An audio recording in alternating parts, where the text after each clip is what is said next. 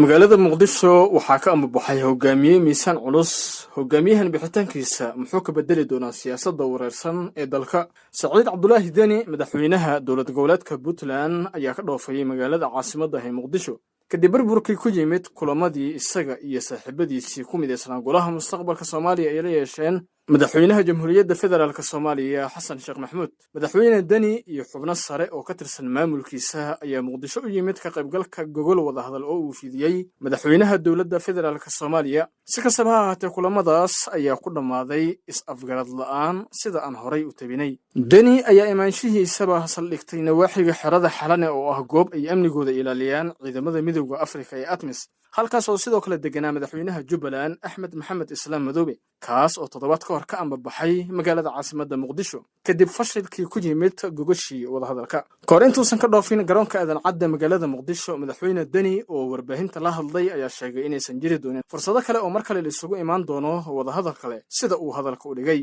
dhinaca kale, muddadii uu ku sugnaa caasimadda madaxweynaha dowlad goboleedka puntland, saciid cabdulaahi deni dhaqdhaqaaqiisa kuma koobneen oo keliya ka qaybgalka shirka rasmiga ah oo uu amray madaxweynaha dowladda federaalk soomaaliya xasan sheekh maxamuud, balse wuxuu dhinaca kale waday dhaqdhaqaaqyo kaloo siyaasadeed oo ka madax bannaan gogashii madaxweynaha dalka, isagoona la kulmay mas-uuliyiin iyo siyaasiyiin miisaan culus kuwaasoo gooni uu ula kulmay, waxaana ugu dambeeyey madaxweynihii hore ee dalka maxamed cabdulaahi farmaajo.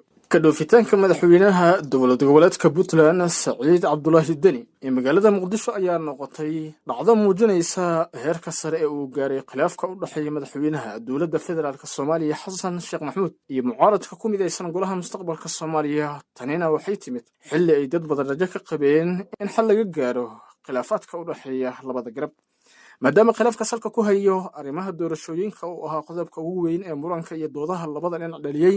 haddana ma muuqan wax tanaasul ah oo laga helay midkood labada garab, sidaas darteed wadahadaladii la filayey inay midho dhalaan ayaa ku dhammaaday guuldaro iyo is-afgarad la'aan.